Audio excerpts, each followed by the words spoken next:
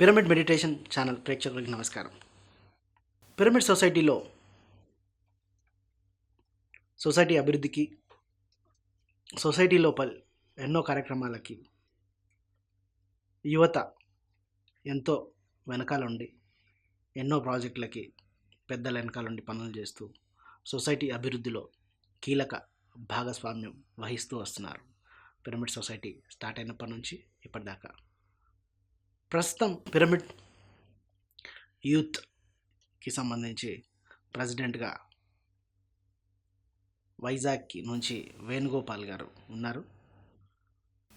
ఈరోజు మనం వేణుగోపాల్ గారి అంతరంగం, ధ్యాన ప్రయాణం, వాళ్ళ లక్ష్యాలు లాంటి విశేషాలు తెలుసుకుందాం. హాయ్ వేణు. హలో అన్న. హాయ్. మొట్టమొదటిగా నువ్వు ధ్యానంలోకి ఎప్పుడు వచ్చావు, ఎలా వచ్చావు? ధ్యానం అనేది నేను నిజానికి నాకు ఊహ తెలిసిన దగ్గర నుంచి నేను ధ్యానంలోనే ఉన్నానన్న. మా అమ్మగారు గీతా సత్యవతి గారు, చింతలాగ్రహారం విశాఖపట్నం జిల్లాలోని మా గ్రామం అది. డాక్టర్ జీకే గారు విశాఖపట్నం జిల్లాకి ధ్యాన పరిచయం చేసిన తర్వాత ఆయనది కూడా మా విలేజే. సో మా అమ్మగారు ఆయన ద్వారా ధ్యానం నేర్చుకొని భగవద్గీత ప్రచారం ఎక్కువగా చేసేవారు చిన్నప్పటి నుంచి కూడా. ఇప్పటికీ కూడా గీతా ప్రచారం, గీతా ధ్యానం గురించి అందరికీ చెప్తూ ఉంటారు మా అమ్మగారు. నువ్వు ఊహ తెలిసినప్పటి నుంచి ధ్యానం ఆవిడ దగ్గర నుంచి నేను నేర్చుకోవడం, చిన్నప్పటి నుంచి శాకాహారం. మన ఫ్రెండ్స్ అందరికీ కూడా శాకాహారం చిన్నప్పటి నుంచి వాళ్ళకి అలవాటు చేయడం. చాలా మంది ఫ్రెండ్స్ నా వల్ల శాకాహారులుగా మారిన వాళ్ళు చాలా మంది ఉన్నారు. అండ్ అప్పటి నుంచే ధ్యాన ప్రచారం. అండ్ నాకు 10th క్లాస్కి వచ్చే సమయానికి అప్పటికే యూత్ అంతా కలిపి పైమా అని ఉండేది. సో దాంట్లో నేను కూడా భాగస్వామిగా చేరి మా అక్క, నేను, ప్రమీల, నేను కలిపి, నాతో పాటు నా మిత్రుడు కోటి, మేము ముగ్గురం కలిపి ఒక గ్రూప్గా పైమా మైత్రేయ అనే తెలుగు బ్రోచర్ని కూడా తయారు చేయడం జరిగింది. తర్వాత తల్లిదండ్రులు ఆధ్యాత్మికల్లో ఉన్నంత మాత్రాన పిల్లలు ఉండాలని రూల్ ఏం లేదు. చాలామంది గురువుల పిల్లలు ఏం మెడిటేషన్ చేయకపోవచ్చు, అదేం వంశపార్యపర్యంగా వచ్చేది కాదు. పిల్లలు అన్నప్పుడు ఆడుకోవాలి, కెరియరు, లక్ష్యాలు ఇట్లాంటివన్నీ ఉంటాయి. ఏ పాయింట్ నిన్ను స్పిరిచువాలిటీ వైపు తీసుకెళ్ళింది? బేసిక్గా పాయింట్ అని కాదన్న, అక్కడ మెయిన్గా ఏంటంటే ఒక అలవాటు కింద మారింది నాకు. చిన్నప్పటి నుంచి భగవద్గీత చదవడం అలవాటు. అదేవిధంగా ధ్యానం అంటే ఏ క్లాస్ నుంచి?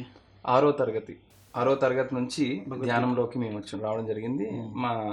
మా అమ్మగారు చిన్నప్పుడు, అంటే లైక్ ఊహ తెలిసిన దగ్గర నుంచి కూడా భగవద్గీత అనేది నేర్చుకోవడం జరుగుతుంది నేను.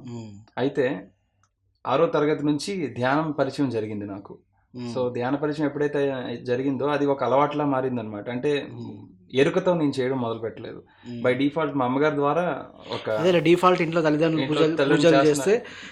పూజలు చేస్తే ఇంట్లో పిల్లలు కూడా డిఫాల్ట్ పూజ చేస్తూ ఉంటారు. అలాగే నేను కూడా ధ్యానం కూడా చేయడం, ధ్యానం చేయడం వల్ల నువ్వు డిఫాల్ట్ గా ధ్యానం రావడం జరిగింది. ఆ తర్వాత ఏమైందని అంటే ఊహ తెలియడం మొదలైంది.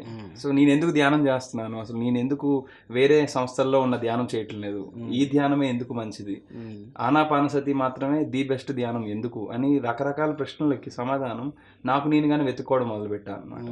సో ఇలా రోడ్డు మీద నడుచుకుంటూ వెళ్తుంటే సూర్యుడి వైపు చూస్తుంటే నేను ఎవరిని, నేను ఎందుకు పుట్టాను, నేను ఇక్కడికి వచ్చి ఏం చేస్తున్నాను, సడన్గా నాకు నేనే ఎరుక కోల్పోయేవాడిని. అక్కడ నుంచి నేను వేరే లోకానికి వెళ్ళిపోయినట్టుగా నడుస్తున్నంతసేపు నేను ఇక్కడ లేను అనే భావన కలిగేది నాకు.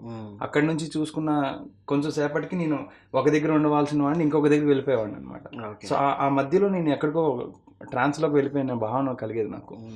దీని గురించి నాకు తెలియాలని రకరకాల ధ్యానాల పరిచయం నేను చేసుకున్నాను. నేను రకరకాల సంస్థల్లోకి నేను పర్సనల్గానే వెళ్ళిపోయాను అనమాట. సో అప్పటికే ఒక ధైర్యం అనేది క్రియేట్ అయింది నాకు. 10వ తరగతికే నేను ఎన్నో రకాల సంస్థల్లో నేను చూసి ఏది మంచి ధ్యానం, నిజంగా ధ్యానం యొక్క ఆవశ్యకత ఏంటి జీవితంలో అని అర్థం చేసుకొని అన్నీ తిరిగి నిజానికి ఆనాపానసతి, బ్రహ్మర్షి పితామహ పత్రిజీ గారు చెప్పిన Anapanasati is the best meditation అనే విషయం అర్థం చేసుకొని నేను. What is meditation? మనతో మనం ఉండడం. ఆనాపానసతిలోనే మనతో మనం ఉంటామా? ఆనాపానసతిలో సులువైన మార్గం మనతో మనం ఉండడానికి. ఆనాపానసతి అనేది సులువైన మార్గం, చాలా సులువైన మార్గం అని ఎలా చెప్పగలుగుతున్నావు? ప్రయత్నపూర్వకంగా తెలుసుకొని అదే విషయాన్ని నా పరులు, నా తోటి స్నేహితులు, నాతో పాటు చేస్తున్న పిరమిడ్ మాస్టర్స్ ఎవరైతే ఉన్నారో వాళ్ళందరి యొక్క అనుభవాలని తెలుసుకొని ఆ విధంగా నేను నిజంగా ది బెస్ట్ మెడిటేషన్ ఇదే అని అర్థం చేసుకోవడం జరిగింది. ఓకే. ప్రాక్టికల్గా తెలుసుకున్నాను. ప్రాక్టికల్గా తెలుసుకున్నాను. అంటే వేరే ఆర్గనైజేషన్ అన్ని తిరిగి వచ్చిన తర్వాత అర్థమైంది. అంటే బేరీజ్ చేసుకోవడం మొదలుపెట్టాను. ఏది అందులో ఏముంది, ఇందులో ఏం లేదు, ఏంటి సంగతి అనే విషయాలని అర్థం చేసుకోవడం మొదలైన తర్వాత నిజంగానే ఇందులో ఆ పట్టు ఉంది అన్న విషయాన్ని అప్పట్లోనే నేను అర్థం చేసుకోవడం జరిగింది. ఇంకా అప్పటి నుంచి వెనక్కి తిరిగి చూడలేదు నేను. ఇంకా అదేవిధంగా ఎందుకు నాన్ వెజ్ తినకూడదు, ఎందుకు శాకాహారిగా మాత్రమే ఉండాలి, రకరకాల వాళ్ళు రకరకాలుగా చెప్పేవారు అనమాట. లేదు అవి మన కోసమే పుట్టాయి, మన కోసమే అవి జీవిస్తున్నాయి అంటే. కానీ కాదు, శాకాహారిగా మారడం ఎంతో అవసరం. అవి మన కోసం కాదు, వాటికంటూ వాటి జీవితం ఉంది, మనకంటూ మన జీవితం ఎలా ఉందో వాటికి వాటి జీవితం ఉంది అనే విషయం తెలుసుకొని అప్పటి నుంచి కూడా నేను పూర్తి శాకాహారిగా, ఎరుకతో శాకాహారిగా ఉండడం మొదలుపెట్టాను నేను. అప్పటి నుంచి ఇప్పటికీ కూడా అందరికీ కూడా శాకాహారం గురించి, ధ్యానం గురించి ప్రచారం చేస్తూనే ఉన్నాను. ఇక మీద చేస్తూనే ఉంటాను కూడా. ధ్యాన ప్రచారం ఎప్పుడు స్టార్ట్ చేసావు? ధ్యానం తెలిసిన దగ్గర నుంచే ప్రచారం కూడా స్టార్ట్ చేశాను నేను. ఎలా అంటే పాంప్లెట్స్ పంచేవారు, మా అమ్మగారు పాంప్లెట్స్ పంచేవారు, ఆవిడతో పాటే నేను ధ్యానం చేసేవారు, ధ్యానంతో ఆవిడతో పాటే ధ్యానం చేసేవాడిని. పాంప్లెట్స్ పంచేవారు, క్లాసులు చెప్పేవాళ్ళు, ఆవిడతో పాటే నేను కూడా వెళ్ళి క్లాసులు కూడా కూర్చొని నాకు వచ్చిన అనుభవాలని నేను చెప్పేవాడిని. నాకు అంత చిన్న వయసులోనే అన్ని అనుభవాలు రావడం చుట్టుపక్కల వాళ్ళంతా కూడా ఆశ్చర్యంగా భావించేవారు అనమాట. సో ఎప్పుడైతే నాకు అటువంటి అనుభవాలు వచ్చాయో నాకు కూడా తెలిసి వచ్చింది, ఓహో అనుభవాలు రావడం కూడా ఒక అద్భుతమైన విషయం. సో ఆ అద్భుతమైన విషయాన్ని మరింతగా మనం పెంచుకోవాలి. అలా పెంచుకోవాలి అని అంటే ధ్యాన ప్రచారం ద్వారానే, చెప్తేనే మనం ఎక్కువ తెలుసుకుంటాం అన్న జ్ఞానం అప్పటికే నాకు కొంచెం కలిగింది. Teaching is the best way of learning అన్నది అర్థమైంది. ఇవన్నీ కూడా చిన్నప్పటి నుంచి నాకు తెలియకుండానే జరిగిన ఒక రకమైన సంఘటనలు నా జీవితంలో. ఒక రకంగా చెప్పాలి అని అంటే maybe it's my God's gift. తెలియకుండానే నేను స్వతహాగా ప్రయత్నించినవి కాదు, నాకు అవగాహనతోనే నా లోపల నుంచి ఆటోమేటిక్గా జరిగిన సంఘటనలు ఇవన్నీ కూడా. సో అదేవిధంగా ధ్యాన ప్రచారం కూడా పాంప్లెట్స్ పంచడం, దానిలో ఉన్న మ్యాటర్ని అర్థం చేసుకోవడం, వాళ్ళకి అదే విషయాన్ని అర్థమైనట్టు చెప్పడం, ఇలాగా చిన్నప్పటి నుంచి నా స్నేహితులందరికీ కూడా ధ్యాన పరిచయం చేయించడం. ఇప్పటికి కూడా చాలా మంది స్నేహితులు ధ్యానం చేయడం, వాళ్ళు శాకాహారులుగా మారిన వాళ్ళు కూడా ఉన్నారు ఇప్పటికీ కూడా అదే ఒక ఉద్దేశం మెయిన్గా. సో యువకులు ఎప్పుడైతే ధ్యానం చేస్తారో వారిలో మనం ఎంతో అద్భుతమైన మంచి రిజల్ట్స్ని చూస్తాం మనం. అది నేను కళ్ళారా చూశాను అనమాట. నా పర్సనల్ లైఫ్లో నేను చూశాను, అట్ ద సేమ్ టైం అవతల వాళ్ళ లైఫ్లో కూడా నేను చూశాను. యువకుల్లో ఎప్పుడైతే చాలా మంది కౌన్సిలింగ్స్ కూడా మేము చేసేవాళ్ళం అనమాట. సో ఆ కౌన్సిలింగ్స్లో ఎలా అంటే ఏదో రకమైన చిన్న చిన్న మానసికమైన రుగ్మతతోటి, చిన్న చిన్న ప్రాబ్లమ్స్ వల్ల కొంతమంది యువకులు వాళ్ళ చదువుల్లో కానీ ఆటల్లో కానీ రాణించలేకపోయేవారు. వాళ్ళకి చాలా చిన్న పాయింట్, లేదు మనం ఆనందంగా జీవించాలంటే ధ్యానం ఒక మంచి మార్గం అని చెప్పేటప్పటికి, వాళ్ళు ధ్యానం చేసి కొన్ని రోజులు ప్రయత్నపూర్వకంగా చూసేటప్పటికి వాళ్ళు కూడా నాలాగే ఆనందంగా బాగా చదవడం, బాగా అందరితో సఖ్యతతో మెలగడం అలాంటివి చేసేటప్పటికి వాళ్ళ ఫ్యామిలీ మెంబర్స్ మమ్మల్ని చూసి చాలా ఆనందపడి వాళ్ళని కూడా మాతో పాటు జాయిన్ చేయించి ఇంకా ముందుకు తీసుకెళ్లేవారు అనమాట. సో ఇలాగా ఎన్నో రకాల ఎక్స్పీరియన్సెస్ ధ్యానం చెప్పడం ద్వారా కూడా మాకు తెలిసింది. ఆ విధంగా ఫిల్మ్ మేకింగ్ సైడ్ ఎప్పుడు వచ్చావు, ఎట్లా వచ్చావు అసలు? సో దాంతో మీకు ఒక అవార్డు కూడా వచ్చినట్టుంది కదా? అవును. ఏం అవార్డు అది? స్వచ్ఛ భారత్ అనే కాన్సెప్ట్ మీద షార్ట్ ఫిల్మ్ చేశాను నేను. ఆ షార్ట్ ఫిల్మ్లో ది బెస్ట్ తెలుగులో చేసావా షార్ట్ ఫిల్మ్? తెలుగు. అది మూకీ షార్ట్ ఫిల్మ్. నేను యాక్చువల్లీ మూకీ మూవీస్కి ఎక్కువగా ప్రిఫరెన్స్ ఇస్తాను. అంటే యూనివర్సల్ లాంగ్వేజ్, మూకీ డైలాగ్స్ ఉండవు, బ్యాక్గ్రౌండ్ మ్యూజిక్ ఉంటుంది అనమాట. సో లాంగ్వేజ్కి సంబంధం లేకుండా ప్రతి ఒక్కరి భావాలని అద్దుకునే లాంటి మూవీస్ తీయాలనేది నా యొక్క కోరిక. సో అదే ఉద్దేశంతో ఆనాపానసతి అనే ఒక షార్ట్ ఫిల్మ్ తీశాను నేను. ధ్యానం గురించి చెప్పడం అనమాట. ఒక భార్యాభర్తల మధ్య జరిగిన సంఘటన ఆనాపానసతి అనే షార్ట్ ఫిల్మ్లో చూపించడం జరిగింది. అదేవిధంగా స్వేచ్ఛ కోసం స్వేచ్ఛాజీవి ప్రయాణం అనేది ఒక షార్ట్ ఫిల్మ్. అంటే ఒక మేక, ఒక కోడి వాటి యొక్క భావాలను తెలుపుకుంటే ఎలా ఉంటుంది, నిజంగా అవి మాట్లాడితే ఏం మాట్లాడతాయి అనే ఒక అద్భుతమైన షార్ట్ ఫిల్మ్. నేను నా లైఫ్ టైంకే ది బెస్ట్ షార్ట్ ఫిల్మ్ అని నేను భావిస్తాను. అవును. అది స్వేచ్ఛ కోసం స్వేచ్ఛాజీవి ప్రయాణం. నిజానికి జీవులన్నీ కూడా స్వేచ్ఛాజీవులు, కానీ అది స్వేచ్ఛ కోసం ప్రయాణిస్తుంది అనమాట ఆ షార్ట్ ఫిల్మ్లో. అది ఏంటి, ఆ కమాం ఇష్యూ ఏంటి అనేది షార్ట్ ఫిల్మ్ చూస్తే మీకు తెలుస్తుంది. సో యూట్యూబ్లో కూడా ఆ షార్ట్ ఫిల్మ్ అనేది ఉంది. తర్వాత నాకు స్వచ్ఛ భారత్ మీద కాన్సెప్ట్ అనుకోకుండా నా మిత్రుడు మధురిత్ అనే ఒక అబ్బాయి దగ్గర మాట్లాడినప్పుడు స్వచ్ఛ భారత్ అనే కాన్సెప్ట్ రావడం జరిగింది. దానికి స్క్రీన్ ప్లే అన్ని రెడీ చేసుకొని షార్ట్ ఫిల్మ్ రాశాను. అదే టైంలో కంప్లీట్ చేసిన తర్వాత స్వచ్ఛ సర్వేక్షణ్ అనే కాన్సెప్ట్ మీద నేషనల్ గవర్నమెంట్, మోదీ గవర్నమెంట్ ఒక షార్ట్ ఫిల్మ్ కాంపిటీషన్ పెట్టారనమాట. సో దానికి నా షార్ట్ ఫిల్మ్ పంపించినప్పుడు ఆ షార్ట్ ఫిల్మ్లో నుంచి షార్ట్ లిస్ట్ అయ్యి ఆంధ్రప్రదేశ్ నుంచి the best short film award ఈ అబ్బాయికి రావాలి అని. ఆంధ్రప్రదేశ్ మొత్తం నువ్వే? నాది best short film award Andhra Pradesh మొత్తంలో. సో ఈ అబ్బాయికి రావాలి అని నా పేరు వాళ్ళు పైనుంచి ఆర్డర్స్ ఇచ్చినప్పుడు, సో చంద్రబాబు నాయుడు గారి చేతుల మీదుగా ₹1,00,000 బహుమతి అండ్ ఒక షీల్డ్. ఏం చేసావు? 1,00,000? మా అక్క పెళ్లి అదే టైంలో జరిగింది. సో ఆ పెళ్లిలో ఖర్చు పెట్టుకున్నాను. చంద్రబాబు నాయుడు మొత్తం మోడీ నీకు ₹1,00,000 మీ అక్క పెళ్లికి ఇచ్చాడా? పెళ్లికి ఇచ్చాడు. సో అలా జరిగింది. ఫిల్మ్ మేకింగ్ అనే ఇంట్రెస్ట్ ఎందుకు వచ్చింది? సో ఫిల్మ్ మేకింగ్ అనేది చిన్నప్పటి నుంచి కూడా సినిమాలు చూసినప్పుడల్లా నేను పెద్ద అయిన తర్వాత ఈ సినిమా చేస్తా, ఈ సినిమాని ఇలా చేస్తా, నేనే ఈ సినిమాని తీస్తే ఎలా ఉంటుంది అనే రకరకాల ఆలోచనలతో సినిమా చూసేవాడిని నేను. సో అలా చూసిన తర్వాత ధ్యాన ప్రచారం కూడా మొదలైన తర్వాత ది బెస్ట్ వే ఏమవుతుంది ధ్యాన ప్రచారం చేయడానికి అని ఆలోచించినప్పుడు ఫిల్మ్స్ అనేవి చాలా మంచి మాధ్యమాలు అని అర్థమైంది నాకు. సో ఎప్పుడైతే అది అర్థమైందో తప్పకుండా నా జీవితంలో నేను రకరకాల పరిస్థితుల్లో రకరకాల ఆలోచనలు మొదలు పెట్టుకున్నాను అనమాట. సో ఒకనొక టైంలో నేనేం చేశానంటే 10th క్లాస్లో నాకు స్టేట్ ఫస్ట్ రావాలని సంకల్పం పెట్టి ధ్యానం చేశాను. నేను మా సిస్టర్ ప్రమీల పత్రి సార్ ఇంట్లో 40 రోజుల పాటు 10th క్లాస్ అయిపోగానే సెలవులకి వెళ్ళాం అనమాట. వెళ్ళి సార్తో పాటు ఇంకా పత్రి మేడంతో ఉంటే, అమ్మగారితో ఉంటే ఇంకా ఆనందమే ఆనందం. ప్రతిరోజు ఇంకా ఆడుకోవడం, పరిణిత అక్కతో ఆడుకోవడం, ఇంకా అలా రోజంతా గడిచిపోయింది. నేను రోజుకు 1 గంట సేపు అయినా ధ్యానం చేయాలని అనుకున్నా. రోజు గంట కాదు కదా, అసలు ధ్యానమే చేయకుండా 40 రోజులు గడిచిపోయి లాస్ట్ 3 రోజులు మిగిలింది. ఏం చేయాలని ఆలోచించినప్పుడు ఇలా కాదు, 40 రోజులు 40 గంటలు కదా, ఒకేసారి కూర్చుండిపోదాం, ఆ గంటలు సెట్ అయిపోతుంది అనిపించి. సో నా ఉద్దేశం ఏంటంటే అప్పటికున్న అవగాహన, నేను తప్పకుండా స్టేట్ ఫస్ట్ ర్యాంక్ వచ్చేయాలి నాకు. నేనేమో సరిగ్గా రాయలేదు అక్కడ, బట్ నాకు వచ్చేయాలి అనే క్లారిటీతో నేను సంకల్పం పెట్టేసుకొని ధ్యానం చేసేద్దాం అనేసి కూర్చున్నాను నేను. సో కూర్చొని ధ్యానం చేశాను, కూర్చున్నాను. 41 గంటలు కంటిన్యూస్గా నిరాటంకంగా చేశాను, ఆపకుండా. No toilet, no food, nothing, no water కూడా తాగకుండా 45 గంటలు కూర్చున్నావు. 41 గంటలు అలాగే కూర్చొని ధ్యానం చేశాను. ఏం కనిపించింది అందులో వచ్చి నాకు అద్భుతమైన ఎక్స్పీరియన్సెస్ అనమాట నా లైఫ్లోనే. పత్రిజీ గారి అమ్మగారు కూడా ఆ టైంలో ఉన్నారు అక్కడే నాతో పాటు. సో ఆవిడ కూడా నాతో పాటు వచ్చి ఒకసారి కూర్చోవడం కొంతసేపు, పత్రి సార్ కూడా వచ్చి కొంతసేపు కూర్చోవడం, ఇవన్నీ కూడా తర్వాత నేను లేచిన తర్వాత మా అక్క నాకు చెప్పింది అనమాట. సో అమ్మగారు కూడా నీతో పాటు వచ్చే కూర్చున్నారు వేణు అని అన్ని విషయాలు చెప్పిన తర్వాత నాకు నిజంగా అద్భుతంగా అనిపించింది. 41 గంటలు అయిన తర్వాత పత్రి అమ్మ తీసుకువెళ్ళి ధ్యానాంధ్రప్రదేశ్ అప్పట్లో ఆఫీస్కి పత్రి సార్ దగ్గరికి తీసుకువెళ్ళి, చూడండి 41 గంటలు ధ్యానం చేశాడు అన్నారు అనమాట. ఇలా చూసి ఉన్నానుగా అక్కడ అన్నారు సార్. అన్న తర్వాత ఇలా నా వైపు చూసి, నువ్వు ప్రపంచాన్ని జయిస్తావురా అన్నారు అనమాట. ప్రపంచాన్ని జయిస్తావు అనగానే నాకు అసలు అప్పటికే వచ్చిన ఎక్స్పీరియన్సెస్కి నాకు చాలా క్లారిటీ వచ్చింది అనమాట. సో నా లైఫ్లో నాకున్న ఎక్స్పీరియన్సెస్ నేను అప్పటికే ఏంటనుకున్నానంటే ఒకటే సంకల్పం, నాకు స్టేట్ ఫస్ట్ వచ్చేయాలి.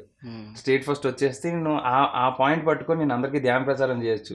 సంకల్పం పెట్టుకున్నాను నేను, స్టేట్ ఫస్ట్ వచ్చేస్తుంది. సో ధ్యానం చేస్తే మీరు చదవకపోయినా పర్వాలేదు, స్టేట్ ఫస్ట్ వచ్చేస్తుందని నేను చెప్పొచ్చు అనే ఒక రకమైన అవగాహనతో నేను వెళ్ళి ధ్యానం చేశాను. కానీ ఆ ధ్యానంలో నాకు వచ్చిన ఎక్స్పీరియన్సెస్, సాయిబాబా గారు కనిపించారు, జీసస్ క్రైస్ట్ కనిపించారు నాకు. వచ్చి, నాయన నువ్వు చేస్తుంది సరైన ఆలోచన కాదు, నువ్వు సరైన ఆలోచన చెయ్యాలి, సరైన ఆలోచనతో సంకల్పం ఉండాలి అనే ఒక క్లారిటీ ఇవ్వడం జరిగింది నాకు. సో అప్పుడు ఏంటి మరి నాకు సరైన ఆలోచన అని అంటే, ఆగు, వెయిట్ చేయి అని జీసస్ క్రైస్ట్ చెప్పారు అనమాట. సో ఎప్పుడైతే ఆయన అలా చెప్పారో, ఆయన ప్రతిభ నాకు కనిపించలేదు, ఒక జ్యోతి కనిపించింది. ఆ జ్యోతిలోనే నాకు అర్థమైంది చెప్పిన విధంగా.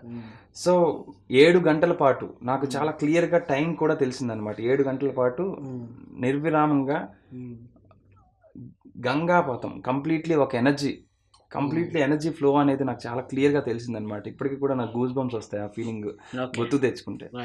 సో కంప్లీట్లీ నిరాటంకంగా 7 గంటల పాటు నా లోపలికి శక్తి, కాస్మిక్ ఎనర్జీ అనేది ప్రవహించడం జరిగింది. ఎప్పుడైతే 7 గంటలు ముగిసిందో, ఇద్దరు మాస్టర్స్ ఒక దగ్గరికి వచ్చి, సరైన సంకల్పం పెట్టుకో, నీ జీవితం ఇక మీద ఇలా ఉండబోతుంది, 4 స్టేజ్లుగా మారబోతుంది. సో నువ్వు ఇప్పుడు ఏదైతే కోరుకుంటావో నీ జీవితంలో, అవి నువ్వు మెల్లగా చేసుకుంటూ వెళ్తావు అని నాకు నువ్వు ఇప్పుడు కోరుకో, సరైన ఆలోచనతో కోరుకో, నువ్వేం చేయాలనుకుంటున్నావో ఇప్పుడు ఆలోచించు అని చెప్పడం జరిగింది. అప్పుడు నేను ఆలోచించడం మొదలు పెట్టాను. సో అయితే నా లైఫ్లో నేను ఏం చేయాలనుకుంటున్నాను. సో ఫస్ట్ క్వశ్చన్, నాలుగు స్టేజెస్ అని చెప్పారు. ఫస్ట్ స్టేజ్కి నేను హైదరాబాద్ నుంచి బయటకు వెళ్ళేటప్పుడు నాకు ఎటువంటి అవగాహన అయితే వస్తుందో దానికే నేను ఫిక్స్ అవుతాను. అది ఫస్ట్ది. సెకండ్ది, నాకు మూవీస్ తీయాలని అనిపిస్తుంది. సో నేను తప్పకుండా మూవీస్ తీయాలి, నేను తప్పకుండా ఒక ఫిల్మ్ డైరెక్టర్ అవుతాను నేను అని పెట్టుకున్నాను సెకండ్ది. థర్డ్, నేను తప్పకుండా పత్రి సారు అప్పటికే ఎంతో మంది దగ్గర నుంచి మనీ అడుగుతూ, అంటే లైక్ ధ్యానం చెప్పాలి అంటే మనీ అవసరం పడింది అనమాట. పత్రి సార్ అందరి దగ్గరికి వెళ్ళి మనీ ఇవ్వండి కానీ రండి రండి అని చెప్తుంటే నాకు లేదు, నేను ఎందుకు సంపాదించలేకపోతున్నాను, నేను ఎందుకు సార్కి ఒక 10 కోట్లు ఎందుకు ఇవ్వలేకపోతున్నాను, ఒక 100 కోట్లు నేను ఎందుకు సంపాదించలేదు అనే భావన అప్పట్లోనే కలిగేసింది నాకు. నేను తప్పకుండా సంపాదించి ఆ డబ్బులు సార్ ఇంకెవరిని అడగకూడదు, నా లోపల నుంచే మనీ రావాలి, నేను క్రియేట్ చేసి ఆ మనీ తోటి ధ్యానమా చక్రాలు డిసెంబర్లోనే కాదు ప్రతి నెలలోనే జరగాలి. అలాంటి అద్భుతమైన ఆలోచన కలిగిందనమాట నాకు ఎంతో పవర్తో. సో దానికి కావాల్సింది ఏంటి అని అంటే నాకంటూ కొన్ని బిజినెసెస్ చేయాలి. సో బిజినెస్ చేసి వచ్చిన మనీని పిఎస్ఎస్ఎంకి వాడాలి. తదనుగుణంగా మనం ఎక్కువ ధ్యాన ప్రచారం చేయగలుగుతాం, ఎక్కువ మందికి పబ్లిసిటీ అనేది జరుగుతుంది అనేది. సో 4వ విషయం వచ్చేటప్పటికి నా యొక్క అంతర్లీనమైన ఎదుగుదల. ఇవన్నీ కూడా ప్రాపంచిక బాహ్యపరమైన జీవితంలో కావాల్సిన ఎదుగుదల అయితే, అంతర్లీనమైన ఎదుగుదలకు సంబంధించి అది ఒక లెవెల్లోకి నాకు వస్తుంది అనే క్లారిటీ అనేది రావడం జరిగింది. ఇవన్నీ కూడా నా లోపల నుంచి వచ్చినవి అనమాట, నా బుర్రలో క్రియేట్ అయినాయి కాదు. సో లోపల నుంచి అవన్నీ కూడా భావనలు క్రియేట్ అయినాయి. అప్పుడు ఒక క్లారిటీ వచ్చింది నా లైఫ్కి. సో ఎప్పుడైతే నేను హైదరాబాద్ నుంచి అమ్మగారికి, పత్రి అమ్మగారికి, స్వర్ణమాల పత్రి అమ్మగారికి నేను నమస్కారం పెట్టి బయలుదేరి వచ్చేసాను. బస్సులో వస్తున్నప్పుడు మర్చెంట్ నేవీ గురించి ఒక వ్యక్తి నాకు చెప్పడం జరిగింది. సో ఎప్పుడైతే ఆ వ్యక్తి నాకు చెప్పడం జరిగిందో అప్పుడు నాకు తెలిసింది, ఓకే ఇది కూడా నా లైఫ్లో ఫస్ట్ పార్ట్ ఇదే అనమాట. సో మర్చెంట్ నేవీ అనేది నేను తప్పకుండా చెయ్యాలి అని. సో ఎప్పుడైతే నాకు అది తెలిసిందో నేను దాని మీద కసరత్తు చేయడం మొదలు పెట్టాను. అండ్ మర్చెంట్ నేవీలో నేను జాబ్ కూడా చేయడం జరిగింది. ఆ తర్వాత మర్చెంట్ నేవీలో చేయాలని ఎప్పుడు అనిపించింది? సో ఎప్పుడైతే నేను అక్కడ నుంచి బయట, సో 2004వ సంవత్సరం మర్చెంట్ నేవీలో జాయిన్ అయింది. మర్చెంట్ నేవీలో జాయిన్ అయింది కంప్లీట్లీ 2014లో. 10 సంవత్సరాల తర్వాత నేను మర్చెంట్ నేవీలో జాయిన్ అవ్వడం జరిగింది. ఓకే, అప్పుడు పెట్టిన సంకల్పం 10 సంవత్సరాల తర్వాత అది నెరవేరడం జరిగింది. అది ఓకే. సో నాకు అంతేకాకుండా ప్రపంచం అంతా తిరుగుతావు, నువ్వు ప్రపంచాన్ని జయిస్తావురా అని పత్రి సార్ ఏదైతే చెప్పారో దానికి అనుగుణంగానే మర్చెంట్ నేవీలో నేను సుమారుగా 14 దేశాలు తిరగడం జరిగింది కంప్లీట్లీ. 14 దేశాలు తిరిగి ప్రతి ఒక్కరికి, అక్కడికి వెళ్ళిన ప్రతి ఒక్కరికి కూడా ధ్యానం చెప్పడం, నా వృత్తిపరంగా నేను నా జాబ్ని ఎంజాయ్ చేస్తూ నాతో పాటు ఉన్న సహ ఉద్యోగులందరికీ కూడా ధ్యానం చెప్పడం, వాళ్ళని 2-3 ధ్యానులుగా మార్చడం, అంతేకాకుండా శాకాహారులుగా కూడా మార్చాను. వాళ్ళని శాకాహారిగా మార్చి వెళ్ళిన ప్రతి దేశంలో కూడా మన వెబ్సైట్ గురించి, పిఎస్ఎస్ఎం గురించి తప్పకుండా వాళ్ళకి వివరించి ఇప్పటికీ కూడా నాతో కాంటాక్ట్లో ఉన్నారు వాళ్ళంతా కూడా. సో బెర్ముడా ట్రయాంగిల్కి వెళ్ళడం జరిగింది 2 సార్లు. బెర్ముడా ట్రయాంగిల్ అంటే లాగేస్తుంది కదా? లాగేస్తుంది, బట్ అక్కడికి ప్రస్తుతానికి ఇప్పటికీ చాలా మార్పులు జరిగినాయి.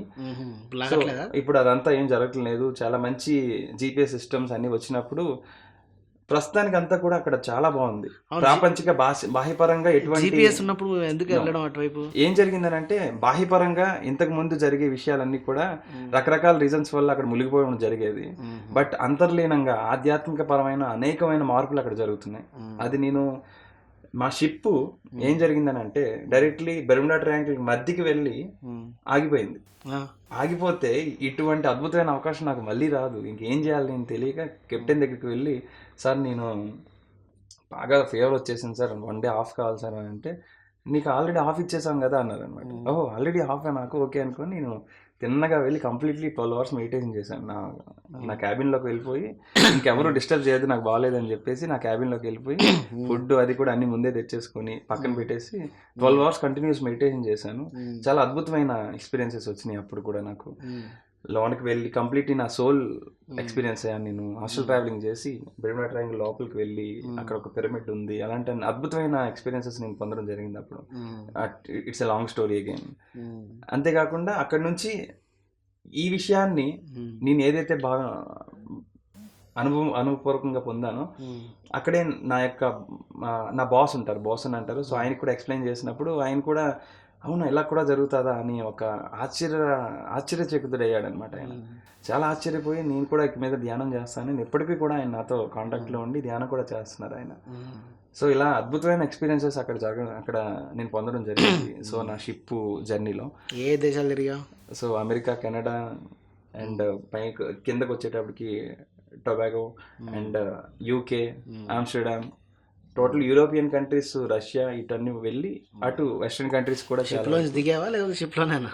షిప్ లోంచి దిగి మాకంటూ టగ్ బోట్స్ అని వస్తాయి. సో వాటిలో దిగి అక్కడ నుంచి కంట్రీకి వెళ్ళి కంట్రీ కొంచెం చూసుకోవడం, ఒక 6 to 8 hours కంట్రీ చూసుకుంటూ వచ్చి ప్రతి ఒక్కరికి సీ ఫారర్స్ క్లబ్ అని ఉంటుంది అనమాట. ఆ క్లబ్కి వెళ్ళి నేను అప్పటికే కొన్ని పాంప్లెట్స్ అవి నాతో పాటు తీసుకువెళ్ళాను ఎక్కడ కూడా. సో ప్రతి క్లబ్లో నేను మన PSSM పాంప్లెట్ అండ్ వెబ్సైట్ గురించి అక్కడ నోటీస్ బోర్డు ఉంటుంది, మన వెబ్సైట్ గురించి కూడా పెట్టడం జరిగింది నేను.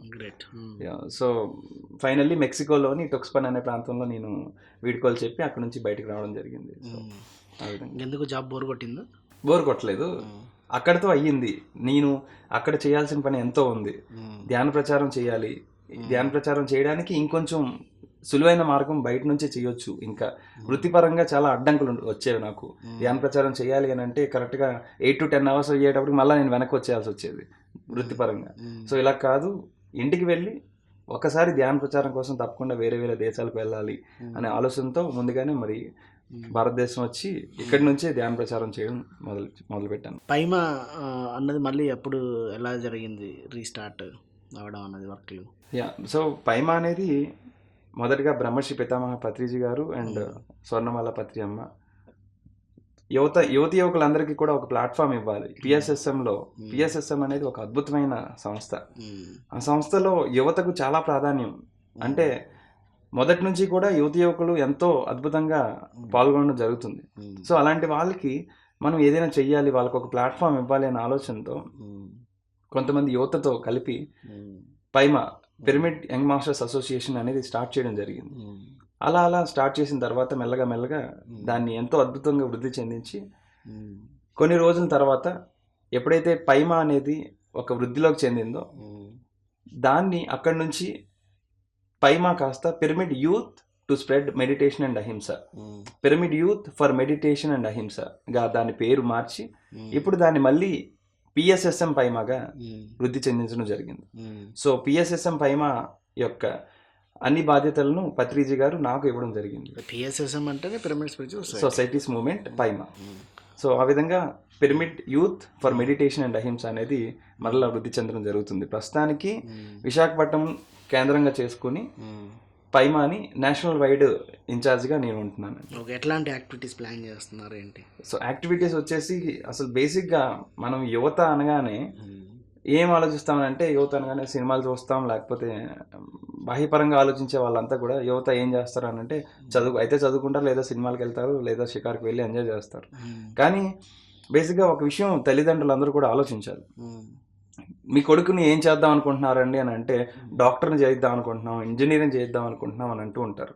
కానీ నా భావన ఏంటంటే, ప్రతి ఒక్క తల్లిదండ్రులు ఎందుకు ఒక వివేకానందుడు లాంటి కొడుకుని నేను తయారు చేయించాలనుకుంటున్నాను, ఒక గాంధీజీ లాంటి కొడుకు నాకు కావాలి, ఒక మదర్ తెరిసా లాంటి కూతురు నాకు కావాలి, అలా తయారు చేయిస్తాను నేను అని ఎందుకు ముందుకు రావటం లేదు అనే ప్రశ్న నాకు చిన్నప్పటి నుంచి ఉండేది. అలా తయారు చేయాలి అని అంటే ముందుగా మనం అలా తయారై చూపించాలి. అలా తయారై చూపించాలి అని అంటే సింగిల్గా నేను చేసేటప్పుడు ఎప్పుడు కూడా సరిగ్గా అంత ఎఫెక్టివ్గా మనం చూపించలేం. PSSM అనేది బ్రహ్మర్షి పితామహ పత్రిజీగా ఒక్కరితో స్టార్ట్ అయినా సరే ఇప్పుడు ఇంతమంది వేల మంది లక్షల మంది ధ్యానులు పిరమిడ్ మాస్టర్లు ఉన్నారు. అదేవిధంగా ఆయన స్టార్ట్ చేసిన దాన్ని మనం ఒక గ్రూప్ ఎనర్జీని క్రియేట్ చేయగలిగితే అత్యంత తొందరగా చాలా ఫాస్ట్గా వేరంగా మనం ఆ యొక్క నాలెడ్జ్ని అందరికీ అందించగలుగుతామన్న ఉద్దేశంతో teamwork always wins first. So ఆ విషయాన్ని పైమా ద్వారా మనం అందరికీ చెప్పించవచ్చు, అందరికీ తెలిసేలా చేయొచ్చు అనే విషయాన్ని ఎప్పుడైతే తల్లిదండ్రుల నుంచి ఆ భావన మనం క్రియేట్ చేయగలిగితే, నా పిల్లల్ని నేను వివేకానందుల్లా చూడగలుగుతున్నాను అనే భావన వాళ్ళు క్రియేట్ అవ్వాలి అని అంటే ఒక మాధ్యమం మనకు కనిపించాలి. సో పైమాలో ఉన్న ప్రతి యువకులందరినీ కూడా ఒక వివేకానందుల్లాగా, ఒక రామకృష్ణ పరమహంసలాగా, మరలా స్వామి కార్యం స్వకార్యం రెండింటినీ బ్యాలెన్స్ చేసేలాగా, అంటే ఆధ్యాత్మికరంగా వెళ్ళిపోయామనంటే సన్యాసం తీసుకోమని కాదు, ఆధ్యాత్మికత వేరు, సన్యాసం తీసుకోవడం వేరు. ఇక్కడ ఎలా అంటే ఆధ్యాత్మికత సంసారంలో నిర్వాణం సాధించాలి మనం, అది మన గురువుగారు చెప్పిన విషయం మనకి. సో సంసారంలో నిర్వాణం సాధించాలి అని అంటే స్వామి కార్యం స్వకార్యం రెండింటిని బ్యాలెన్స్ చేసుకోవాలి. సో ఇటు చదువులు చక్కగా చదువుకోవాలి, ఆధ్యాత్మిక పరమైన జ్ఞానాన్ని కూడా చక్కగా తీసుకోవాలి. ఇలా తీసుకోవడానికి పైమాలో అనేక పరమైన కొత్త ఆలోచనలు తీసుకురావడం జరిగింది. సో పైమాలో ఆలోచనలు అనేవి చాలా ముఖ్యమైన పాత్రను వహిస్తాయి. పైమాలోనే కాదు, ప్రతి విషయంలో కూడా. ఒక మంచి ఆలోచన ఉంటే, దానికి మంచి కార్యాచరణ ఉంటే అద్భుతమైన విజయాలను సాధించగలుగుతాం. సో దానికి ఒక పేరు పెట్టుకోవడం జరిగింది, పైమా ఐడియా ల్యాబ్. సో ప్రతి ఒక్కరికి ఆలోచనలు అనేవి వస్తాయి, కొత్త ఆలోచనలు వస్తూ ఉంటాయి. సో పైమా ఆలోచనల్ని పైమా ఐడియా ల్యాబ్లోకి తీసుకొస్తాం మొదటిగా. సో పైమా ఐడియా ల్యాబ్ అంటే, సపోజ్ నాకు ఒక ఐడియా వచ్చింది. సో ఐడియాని ముందుగా మన స్ట్రక్చర్ ఉందన్నమాట పైమాకి.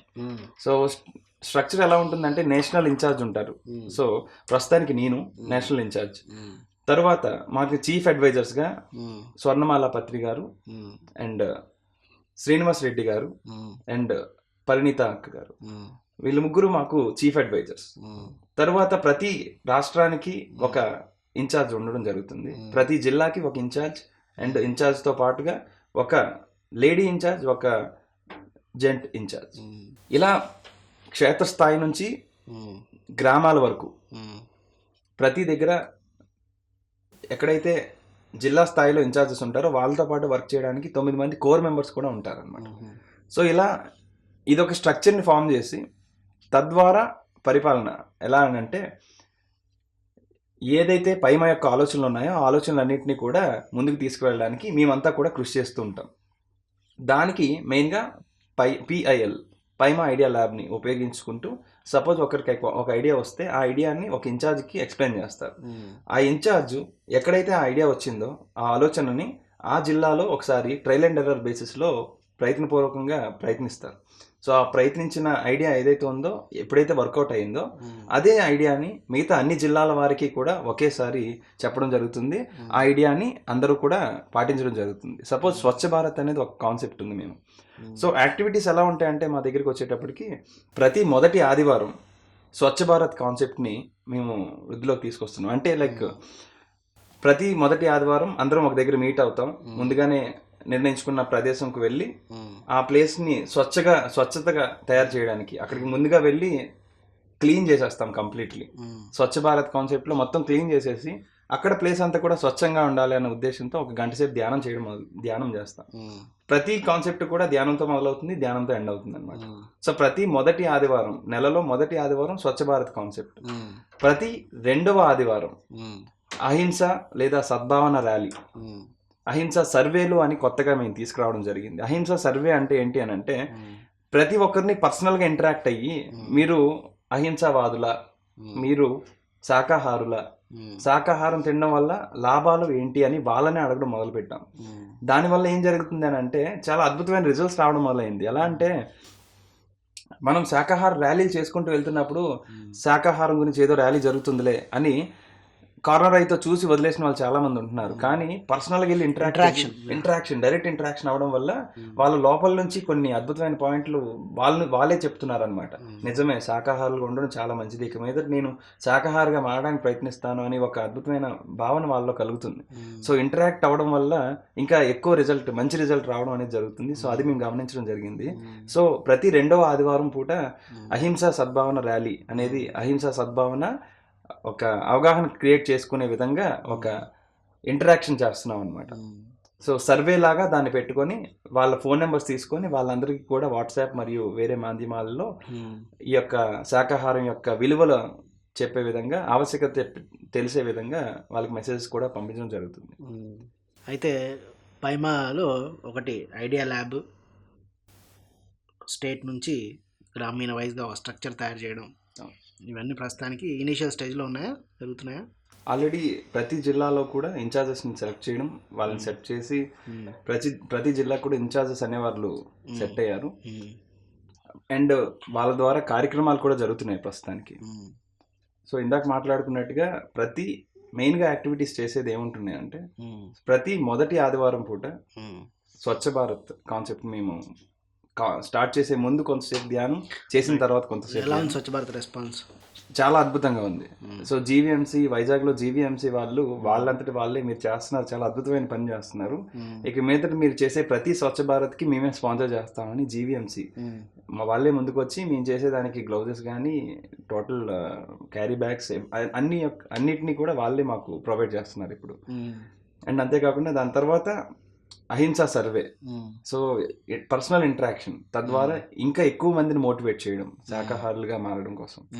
దాని తర్వాత ప్రతి మూడవ శనివారం డిస్కషన్స్ అనేవి చాలా ఇంపార్టెంట్ అని భావిస్తాం. కరెక్ట్.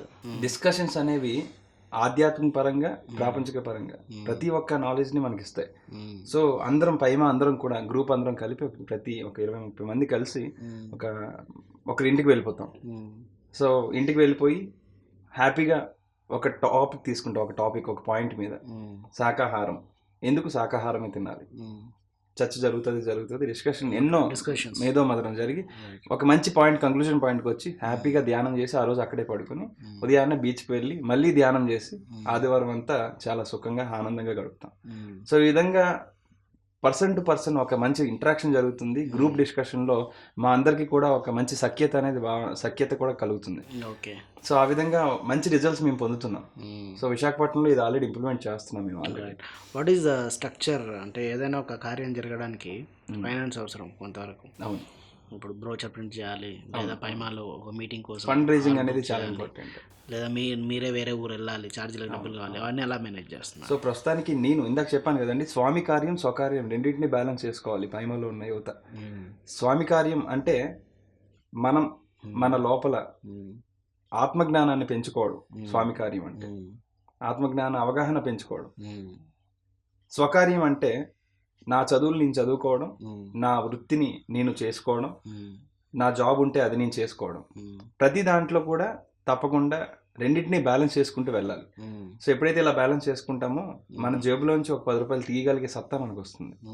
సో ఎప్పుడైతే ఆ మనీ వచ్చిందో మనకి ఎవరైతే పైమా యువత ఉన్నారో ఉద్యోగం చేసే వాళ్ళంతటి వారే స్వతహాగా నేను ఈ మంత్ ఇంత ఇవ్వగలను, నేను ఈ మంత్ ధ్యాన ప్రచారం కోసం ఇంత పెట్టగలను అని వాళ్ళంతటి వాళ్ళే ముందుకు తీసుకొచ్చి మనీ పెడుతున్నారు. ఎవరైతే పైమా యువత గ్రూప్ ఉందో విశాఖపట్నం లేదా వేరే జిల్లాల్లో, వాళ్ళంతటా వాళ్ళే తమ జోబిలో నుంచే మనీ తీసి మాకు మేముగానే మనీ చందాలు వేసుకొని ధ్యాన ప్రచారం అనేది చేయడం జరుగుతుంది. ప్రస్తుతానికి నేషనల్ వైడ్ ఏమైనా యాక్టివిటీస్ ప్లాన్ చేస్తున్నారా? తప్పకుండా చేస్తున్నామండి. నేషనల్ వైడ్గా వచ్చేటప్పటికి ప్రతి జిల్లాలో కూడా ఇందాక చెప్పిన విధంగా ప్రతి మొదటి ఆదివారం, రెండవ ఆదివారం, మూడవ శనివారం, నాలుగవ శనివారం అన్ని ప్లేసెస్లోని ఒకటే యాక్టివిటీ ఉంటుంది. 4వ శనివారం వచ్చేటప్పటికి తప్పకుండా ధ్యాన ప్రచారం చేయడానికి మేము ముందుకు వెళ్తాం అనమాట. సో స్కూల్స్లోని, కాలేజెస్లోని, కార్పొరేట్ సంస్థల్లోకి ధ్యాన ప్రచారం చేస్తాం 4వ శనివారం. ఇలా నెల రోజుల పాటు ప్రతి వారంలో ఒకరోజు ఒక యాక్టివిటీ అనేది జరుగుతుంది. ఇదే యాక్టివిటీని నేషనల్ వైడ్లో కూడా అన్ని జిల్లాల్లోని ఇదే పనిని మేము చేయడం జరుగుతుంది. అంతేకాకుండా ఒక యూత్ కాన్ఫరెన్స్ అనేది తప్పకుండా తొందరలోనే చేయాలని ఒక ప్రయత్నం చేస్తున్నాం. మే నెలలో ఆ యూత్ కాన్ఫరెన్స్ ఉండాలని మేము ప్లాన్ చేస్తున్నాం. అంతేకాకుండా ప్రతి 3 నెలలకు ఒకసారి ఒక యూత్ కాన్ఫరెన్స్ అనేది ప్లాన్ చేస్తున్నాము. అంతేకాకుండా ఒక మ్యాగజైన్, ఒక న్యూస్ లెటర్ ఒకటి ప్లాన్ చేస్తున్నాం ప్రతి నెలకి వచ్చే విధంగా. కోర్ టీమ్ అంతా ఎక్కడ? మెయిన్గా కోర్ టీంలో ఎవరెవరు ఉన్నారు? మెయిన్ కోర్ టీం విశాఖపట్నంలోనే ఉండడం జరుగుతుంది. అంతేకాకుండా ఆంధ్రప్రదేశ్ రాష్ట్రం మరియు తెలంగాణ రాష్ట్రాల్లో మెయిన్ కోర్ టీం అనేది మాకున్నారు. ఇక్కడ ఏంటంటే పిఎస్ఎస్ఎం అనే విత్తనాన్ని పత్రిజీ ఎక్కడెక్కడైతే నాటారో అన్ని ప్లేసెస్లోని మా కోర్ టీం అనేది వాళ్ళు ఉన్నారు. కంప్లీట్లీ పత్రిజీ నామం ఎక్కడైతే మనం తెలుస్తామో అక్కడ ఒక కోర్ టీం ఉన్నారు. ప్రతి ఒక్క యువత కూడా పైమా అండర్లోకి వస్తారు. పిఎస్ఎస్ఎంలో ఉన్న ప్రతి ఒక్కరూ కూడా యువత అనగానే పత్రిజీ సంకల్పించిన ఆలోచన కాబట్టి, పత్రిజీ స్టార్ట్ చేసిన పైమా కాబట్టి పిఎస్ఎస్ఎంలో ఉన్న ప్రతి యువత కూడా పైమానే అవుతుంది. సో అందులో నుంచి వచ్చే ప్రతి ఒక్క యువకులు కూడా కోర్ టీం కిందనే మనం భావిస్తాం. ఎందుకనంటే ఏ ఒక్కరు కూడా చిన్న పెద్ద అనేది లేదు. ప్రతి ఒక్కరు రిజిస్ట్రేషన్ ఉంది. ప్రతి ఒక్కరు కూడా పైమా మెంబర్షిప్ అనేది ఫ్రీ, ఎవ్రీథింగ్ ఫ్రీ. పైమాలో జరిగే పిఎస్ఎస్ఎం యొక్క మానస పుత్రిక పైమా అనేది. సో పిఎస్ఎస్ఎంలో ఉన్న 18 ఆదర్శ సూత్రాలను తూచా తప్పకుండా పాటిస్తుంది పైమా. అంతేకాకుండా స్వామి కార్యం స్వకార్యాన్ని తప్పకుండా బ్యాలెన్స్ చేసుకోవాలని భావిస్తుంది పైమ. వీటన్నిటికీ అన్నిటికంటే ముఖ్యంగా సాధన. ప్రతి యువతి యువకులందరూ కూడా సాధనని హెచ్చు స్థాయిలో చేయాలి. అంటే దానికి ముఖ్యమైన పీఠం ఇవ్వాలి సాధనకి. ఏదో క్లాసెస్ వింటున్నాము, ధ్యాన తరగతులు వింటున్నాము, ఆధ్యాత్మిక జ్ఞానం మాత్రమే తీసుకుంటున్నామని కాదు. సాధనలోనే పనులు సమకూరు ధరలోన. సాధనలోనే పనులు సమకూరు ధరలోన. ఈ విషయాన్ని ప్రతి ఒక్కరికి అర్థమయ్యేలా చెప్తూ సాధన అనేది తప్పకుండా చెయ్యాలి, దానికోసం ఏం చేయాలి అని ఆలోచన చేసినప్పుడు అందరినీ కూడా ధ్యానం చేయండి అని చెప్తుంటే చేద్దాం అని అంటున్నారు.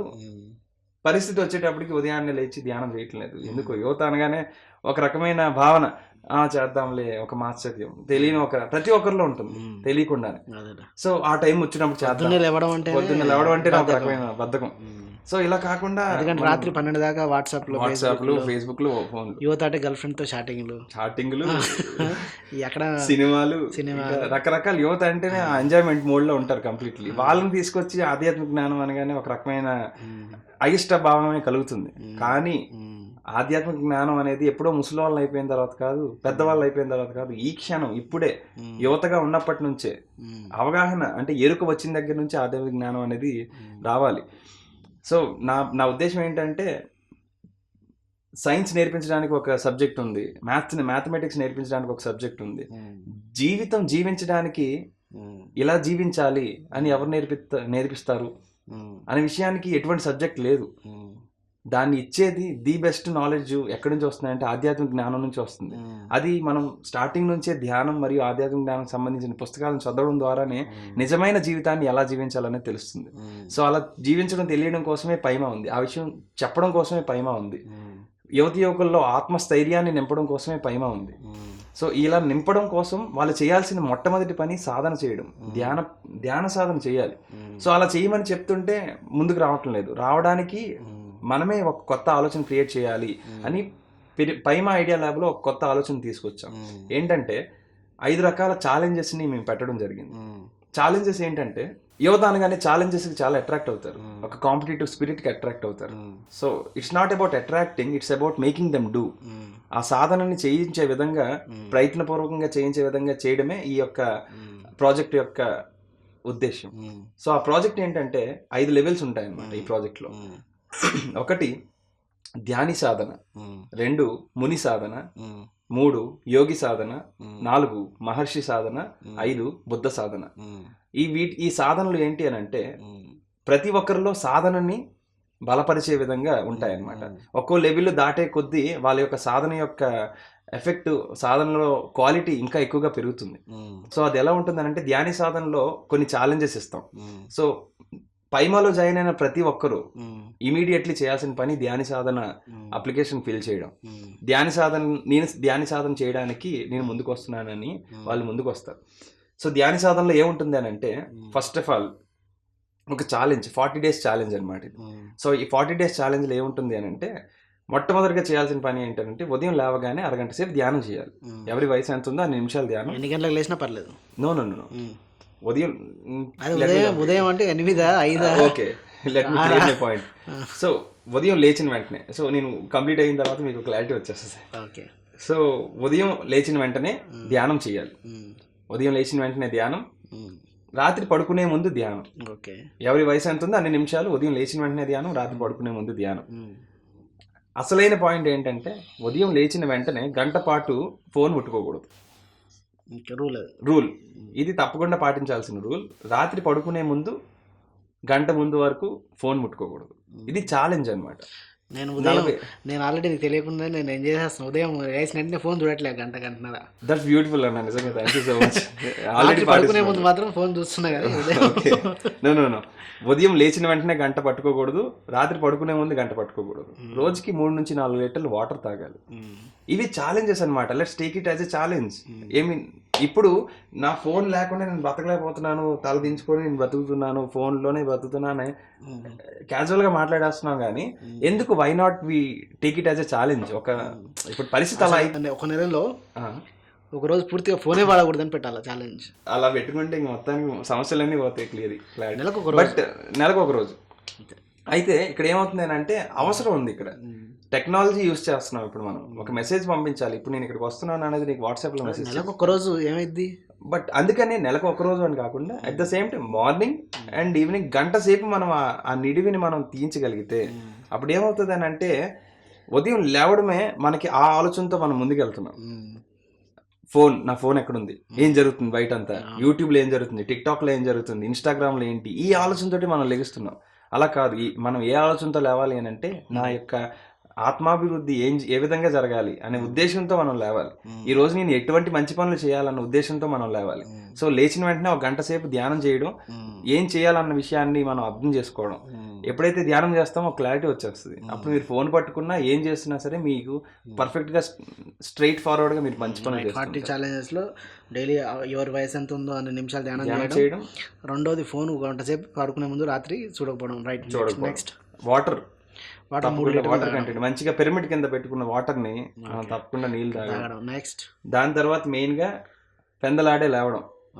చాలా మందికి ఇప్పుడు నేనున్నాను, ఒక ఎడిటర్ని నేను. So direction, movies, short films అవి ఇందాక మాట్లాడుకున్నట్టుగా రాత్రిపూట పని చేస్తేనే నిశాచారులాగా రాత్రిపూట పని చేస్తే ప్రొడక్టివిటీ ఎక్కువ బయటపడుతుంది. నాలాంటి వాళ్ళకి ఏం చేయలేం. బట్ సమయాన్ని వృధా చేయకుండా, పొద్దున్న లేవా? అయ్యో నేను లేవుస్తాను. సో సమయాన్ని వృధా చేయకుండా నేను అంటే సాకులు చెప్తాను. నేను కూడా సాకులు చెప్పడానికి ముందుకు వస్తారు చాలా మంది. ఎలా ఉంటుందని అంటే నేను రాత్రంతా 12కి 2కి పడుకుంటాను, నేను నాకు ఆ టైంకి లేవడం అవదు అనేసి. నో యాక్చువల్లీ విషయం ఏంటంటే ఇక్కడ 11 గంటలకు కూడా క్లోజ్ చేసి ఉదయాన్నే 6 గంటలు లేచి మనం చేయొచ్చు. ఆ విషయాన్ని విస్మరించి నేను 11 వరకు పడుకుని పోయాను, ఇంకెందు గంటల వరకు పడుకుంటాను అని సాకులు చెప్పిన వాడిని నేను కూడా ఉన్నాను. కానీ నేను కూడా ఈ ఛాలెంజ్ తీసుకోవడం మొదలుపెట్టాను. ఎన్నో అద్భుతమైన మార్పుల్ని నేను చూశాను నాలో. నేను ఉదయాన్నే 6 గంటలు లేవడం వల్ల ఎన్నో అద్భుతమైన వర్కులు తొందరగా జరుగుతున్నట్టు, ఎక్కువ పనులు చేస్తున్న భావన నాకు కలుగుతుంది. ఆ 2 గంటల చేంజ్లోనే ఎక్కువ పనులు చేస్తున్నాను. ధనవంతులంతా, గొప్ప గొప్ప వారంతా ఏం చేసేవారని చూస్తుంటే ఉదయాన్నే లేచేవాళ్ళంట. ఫస్ట్ వాళ్ళు సూర్యుడు లేకముందు వీళ్ళు లేచేటప్పటికి వాళ్ళ వర్క్స్ ప్రొడక్టివిటీ అనేది ఎక్కువ. 99% ధనవంతులంతా ఉదయాన్నే లేచిన వాళ్ళే. సో ఈ విషయాన్ని నేను కూడా అర్థం చేసుకోవడం జరిగింది. ఈ విషయాన్ని నా మిత్రులందరూ కూడా పాటించాలన్న ఉద్దేశంతో ఎంత లేదన్నా సరే, ఎంత అద్భుతమైన ఇంపార్టెంట్ వర్క్స్ అయినా సరే 99% ప్రయత్నించాలి 11 గంటల లోపే పడుకుని పోవడానికి. ఉదయాన్నే 6 గంటలకల్లా లేచే విధంగా, 7 గంటల నిద్ర. సో ఆ విధంగా మీరు ఇందాక అడిగిన ప్రశ్నకి ఉదయాన్నే ఎన్ని గంటలు లేవాలి అని అంటే రాత్రి 7 గంటలు నిద్ర సరిపోతుంది. 11 గంటలు అంటే ఉదయాన్నే 6 కల్లా మనం లేచిపోతాం హ్యాపీగా. ధ్యాని సాధన. ఈ సాధనలో బేసిక్ పుస్తకాలు చదవడం జరుగుతుంది. అన్నిటికంటే ముఖ్యంగా 40 రోజులు కంప్లీట్ అయ్యే లోపు మేము పైమా తరపు నుండి 3 రోజులు అఖండ ధ్యానం అనేది కండక్ట్ చేస్తాం. 3 రోజుల పాటు అక్కడే ఉండి, భోజనం అక్కడే, స్టే అక్కడే, కంప్లీట్లీ 3 days పాటు సాధన, కేవలం సాధన, ధ్యానం, ఆనాపానసతి ధ్యానం, ఇంకేమీ లేకుండా కేవలం సాధన మాత్రమే చేయిస్తాం అన్నమాట 3 రోజుల పాటు. ఇంతసేపు 3 రోజులు కంటిన్యూగా కూర్చోగలిగితే కూర్చోవచ్చు. మీ యొక్క అన్ని రకాల వసతులు మేము కల్పిస్తాం. లేదు ఒక గంట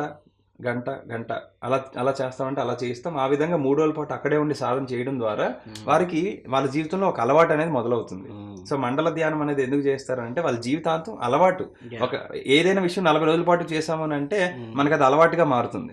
సో ఆ అలవాటును తీసుకురావడం కోసం ఎన్ని రోజులు ఒక అలవాటుకి అలవాటు పడ్డాం, అలవాటు నుంచి ట్రాక్ మార్చి మంచి ట్రాక్లో పెట్టుకోవడానికి ఈ ఛాలెంజెస్ కానీ, ఈ ధ్యాన సాధన కానీ ధ్యాని సాధన అనే పేరుతో తీసుకురావడం జరిగింది.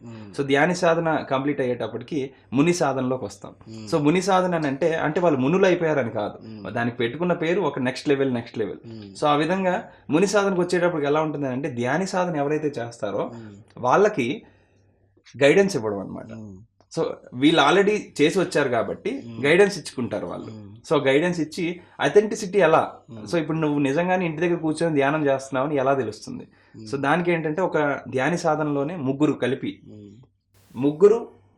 వాళ్ళకి వాళ్ళు మెసేజెస్ పెట్టుకుంటారు. నేను ఈరోజు చేశాను. సో ఒకరు అబద్ధం చెప్పిన ఇంకొకరు అబద్ధం చెప్పరు. ఎందుకనంటే నేను అబద్ధం చెప్తే మీ ఇద్దరు కూడా నా మిత్రులుగా నాకు మోసం చేస్తున్నట్టు. సో కాబట్టి నా మిత్రులు ఎవరు కూడా నా యొక్క ఎదుగుదలనే కోరుకుంటారు, కానీ ఆటోమేటిక్గా మంచే జరుగుతుంది. ధ్యాన సాధనలో అందరూ కూడా సాధనకి ఎక్కువగా ఇంపార్టెన్స్ ఇస్తారు. తర్వాత ముని సాధనలో నేర్పించడం మొదలు పెడతాం. మెయిన్గా కావాల్సింది అరిషడ్ వర్గాలని బ్యాలెన్స్ చేసుకోవడం. అరిషడ్ వర్గాలను బ్యాలెన్స్, కామ క్రోధ లోభ మోహ మదమాశ్చర్యాలని బ్యాలెన్స్ చేసుకోవాలి. కామం 35% ఉండాలి బ్యాలెన్సింగ్, క్రోధం 18% ఉండాలి, అదేవిధంగా లోభం 0 ఉండాలి, మోహం 0 ఉండాలి. అంటే ఆ విధంగా బ్యాలెన్స్ చేసుకుంటూ మాశ్చర్యం 0 ఉండాలి. ఇలా కంప్లీట్లీ కామక్రోధ లోభ మోహం మదమాశ్చర్యాలని బ్యాలెన్స్ చేసుకుంటూ 3వ లెవెల్కి వచ్చేటప్పటికి, యోగి సాధనకు వచ్చేటప్పటికి ఎవరైతే మిగతా టీం మెంబర్స్ అందరికీ వీడు అరిషడ్ వర్గాల్ని బ్యాలెన్స్ చేసుకోగలుగుతున్నాడు అనే విషయాన్ని అర్థం అయ్యేలా మనం మసులుకోవాలన్నమాట. సో అప్పుడు ఒక లెవెల్ నుంచి ఒక లెవెల్కి వెళ్తున్నాము అని ఒక అథెంటిసిటీని ఇవ్వడం జరుగుతుంది. సో లెవెల్ మారేటప్పటికి మేము ఎలా పెట్టుకున్నామనంటే 1000 స్టార్స్, ధ్యాని సాధనకి 1000 స్టార్స్, 999 స్టార్స్ ధ్యానం మొదలు పెట్టగానే 100 స్టార్లు ఇస్తాం. శాకాహారిగా మారిన వెంటనే 100 స్టార్స్. బుద్ధ సాధన ధ్యాన సాధన కంప్లీట్ చేసేటప్పటికి 3 రోజులు ధ్యానం చేసేటప్పటికి ఇంకొక 300 స్టార్స్ వస్తాయి. అలాగే 999 స్టార్లు వచ్చి 1 స్టార్ మిగులుతుంది అనమాట. సో ఈ 999 స్టార్లు నేను అథెంటికేషన్ చేసి నాకు నేనుగానే ఇచ్చుకుంటున్నాను, వాళ్ళకి వాళ్ళే ఇచ్చుకుంటారు అనమాట. సో 1000 స్టార్లు వచ్చిన వాళ్ళకి సర్టిఫికేట్ ఇస్తాం అనమాట. ఆ విధంగా ధ్యాన సాధన కంప్లీట్ చేసి తద్వారా జీవితాంతం సాధనని కంటిన్యూ చేస్తారు.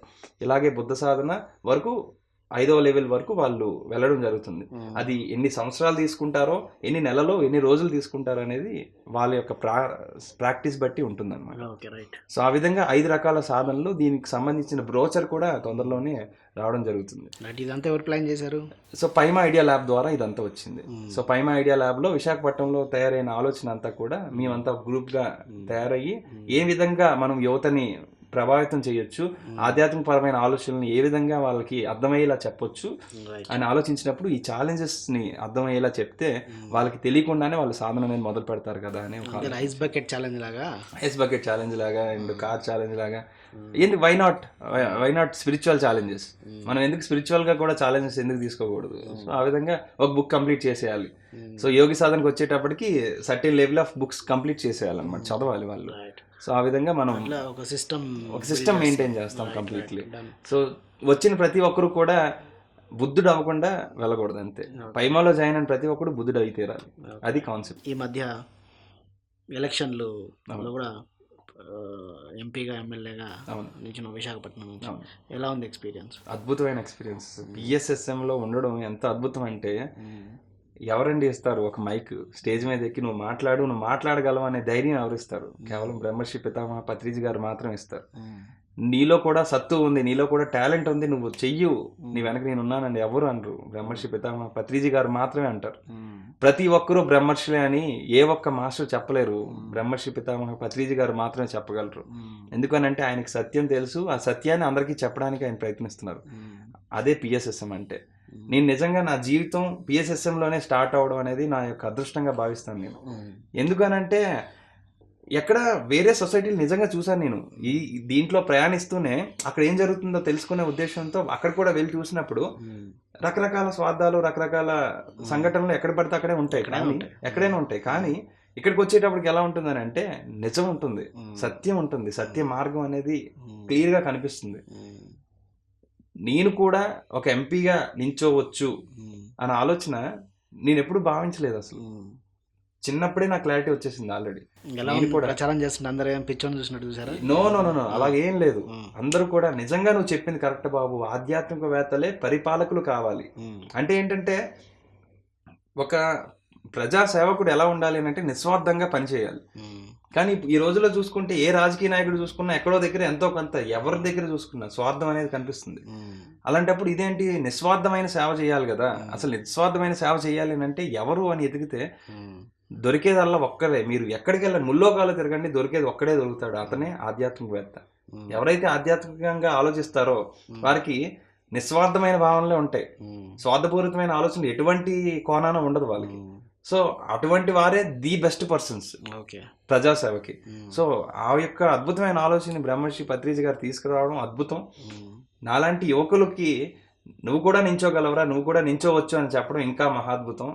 జక్క రాఘవరావు గారు కానీ, వీరా జగదీశ్వర్ మేడం కానీ, ఇంకా చాలా మంది సొసైటీలో చాలా మంది యువకులందరినీ కూడా ప్రోత్సహించి ఎంపీ ఎమ్మెల్యేగా ఈసారి నేను ఏంటంటే ఒకటేంటి రెండు అడుగులు వేసేద్దామని ఎంపీ మరియు ఎమ్మెల్యే రెండింటికి నించోవడం జరిగింది. సో అద్భుతమైన ఎక్స్పీరియన్స్. ప్రతి ఒక్కరూ వచ్చే ఎలక్షన్స్లో ఎంపీగా ఎమ్మెల్యేగా ఎలా కుదిరితే అలా నించోవాలి, అన్ని స్థానాల్లో నించోవాలి, నించొని ఆ భావనని ఎక్స్పీరియన్స్ పొందాలి.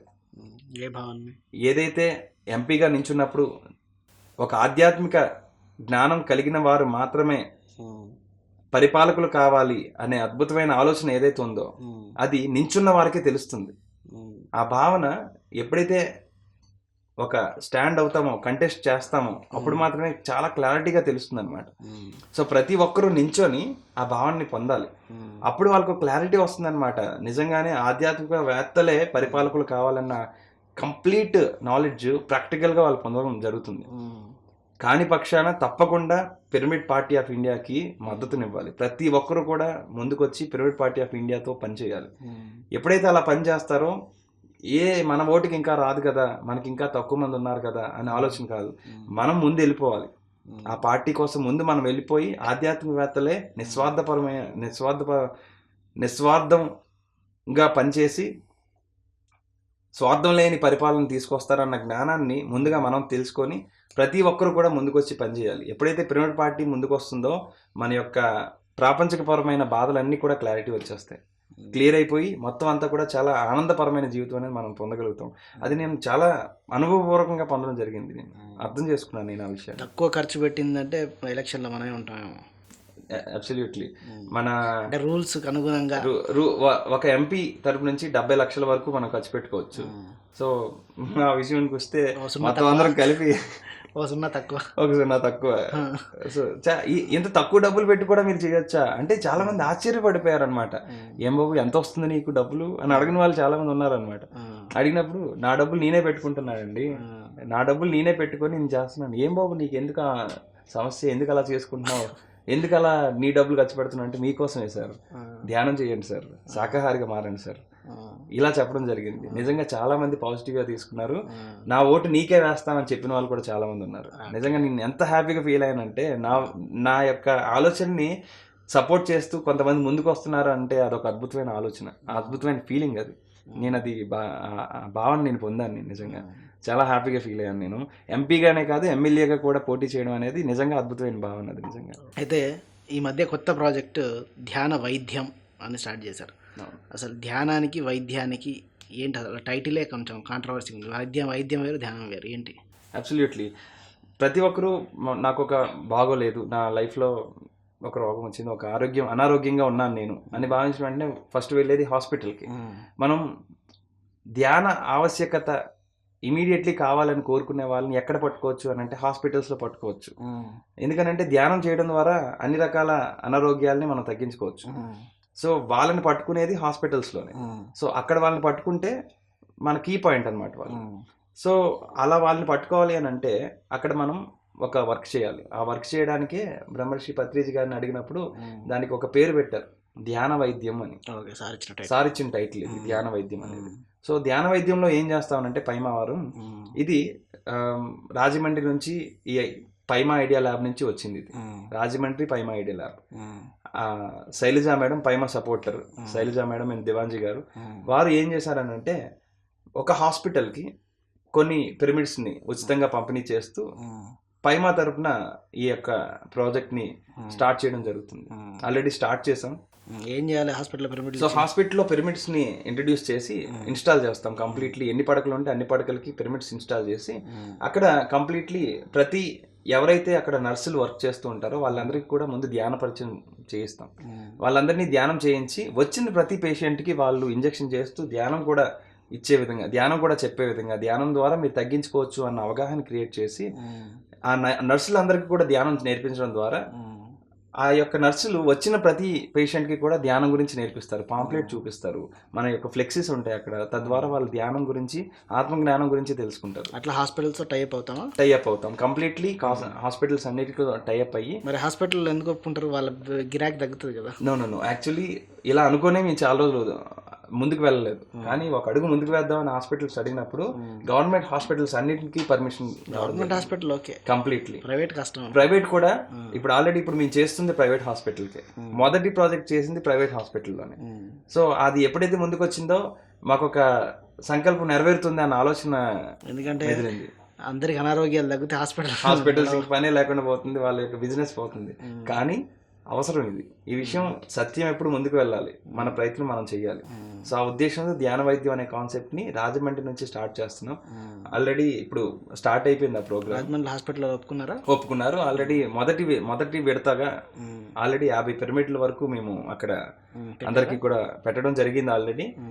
వాళ్ళ యొక్క అద్భుతమైన ఒక పెద్ద ప్రోగ్రామ్ ప్రెస్ మీట్ పెట్టి అందరికీ కూడా ఈ యొక్క అవగాహన అనేది క్రియేట్ చేయడం జరిగింది. మంచి రిజల్ట్ అనేది రావడం జరుగుతుంది దాని గురించి. సో ధ్యాన వైద్యం అనేది మరొక అద్భుతమైన ప్రాజెక్ట్ పైమా తరపున అండి.